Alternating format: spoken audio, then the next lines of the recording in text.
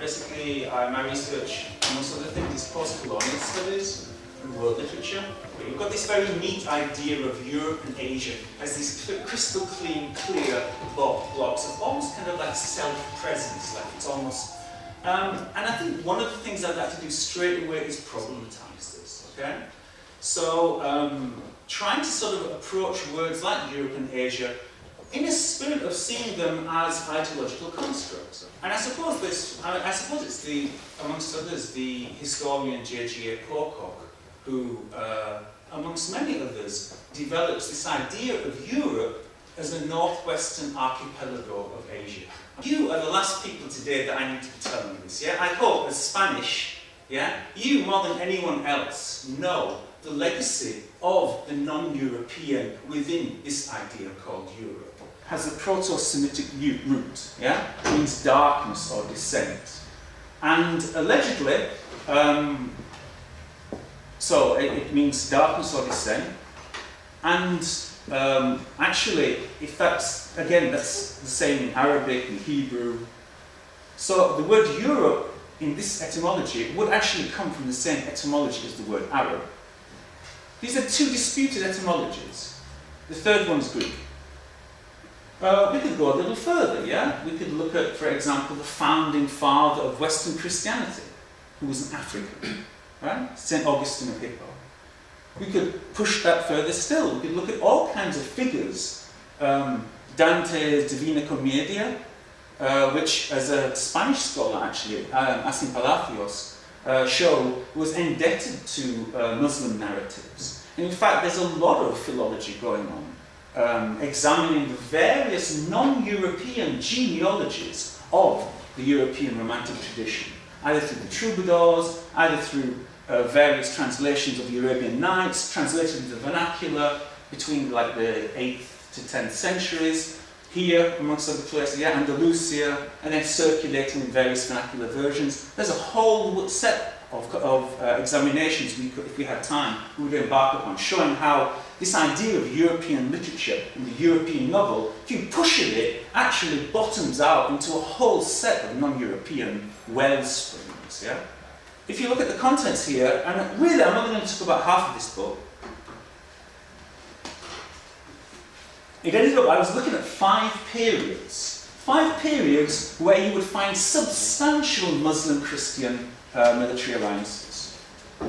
The first one, I hope you don't need any talk about. Yeah, you must do this stuff at school, right? I'm talking to our Spanish compañeros here, yeah?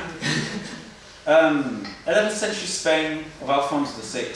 You know, you've got substantial Muslim and Muslim-Christian alliances going on there, both cultural, but obviously military. And then the second one was a moment, really sort of in the middle of the 13th century, Friedrich II of the Hohenstaufen, who had, for about 20 years, a colony in Lucera of about 20,000 Sicilian Arabs, bilingual Sicilian Arabs in the 13th century, living about 200 miles down the road from the Pope. Okay? But we're not going to talk about that, because that doesn't really involve Asia. However, the second half of this does, because in the other 3 chapters, I was interested in, first of all, the founding the first 150 years of the Ottoman Empire. Obviously, the Ottoman Empire is an empire which stretches from, probably begins around sort of 1240, ends infamously in 1918, and covers at its peak an extraordinary amount of land. But I was particularly interested in the first 100 years, which a number of historians, including most famously one Greek historian, has argued that it would be better calling a Greek or Turkish empire rather than an Ottoman empire.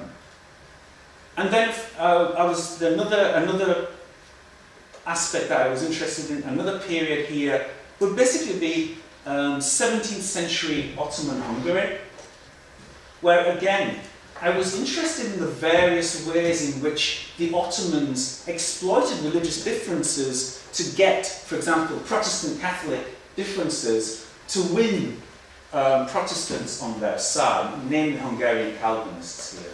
And also, of course, I was interested in the Ottoman Empire. And the Ottoman Empire is also another important element here, because if we're talking about this synthesis of Islamo-Christian and even a Judeo-Islamo-Christian culture, I don't think it's hyperbole to say that in the Ottoman Empire, and this is without idealizing it, what you had basically was an exoterically Islamic empire, half of which was run by Jews, Greeks, and Armenians for a good 250 years. And then finally, I suppose, the Crimean War, another example of extensive Christian-Muslim military collaboration on all sides.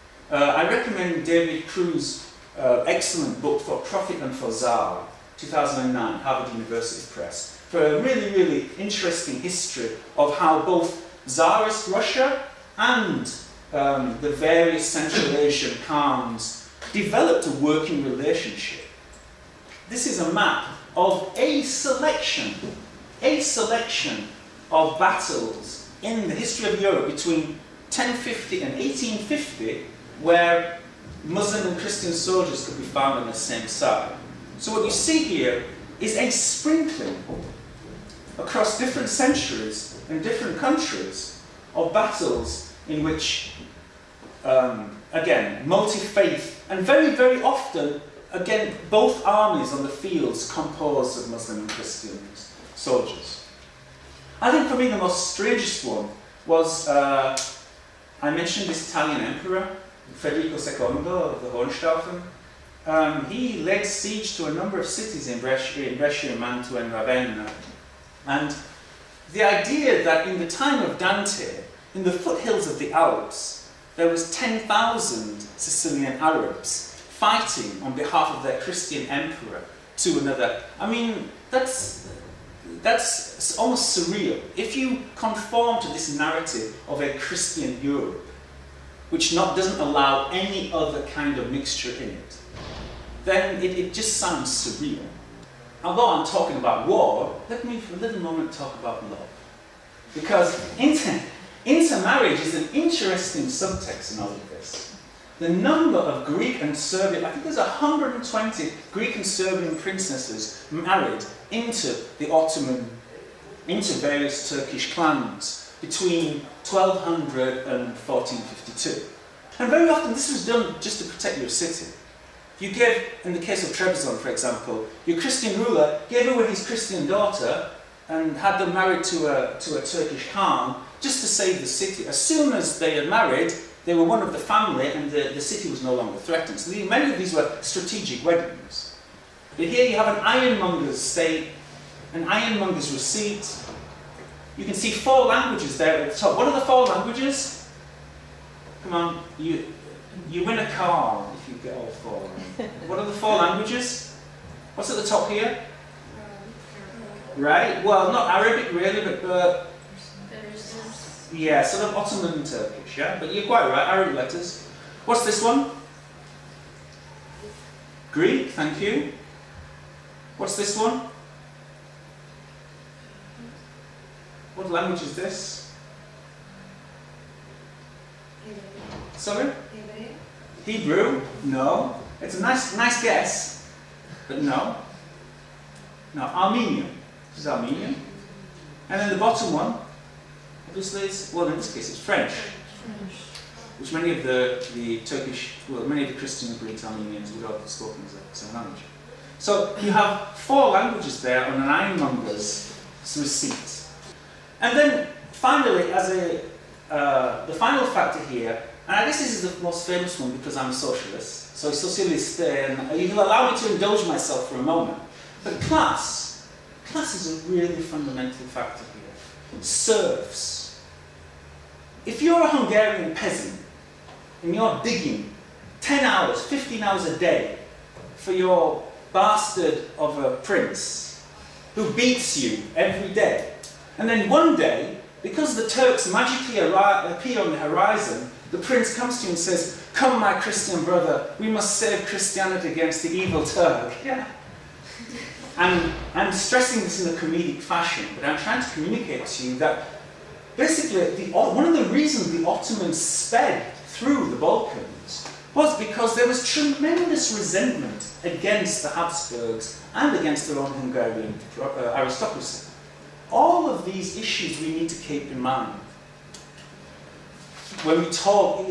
I hope I'm able to communicate here how this idea, again, of a Christian Europe, or the idea of the Ottomans versus the Habsburgs, or even the Reconquista, as some kind of football match between two teams, where one team pushes the other out of its territory in the way oil pushes out water, is a fundamentally mistaken approach to understanding the web of complexities that actually takes place on the ground. Thank you very much. Thanks.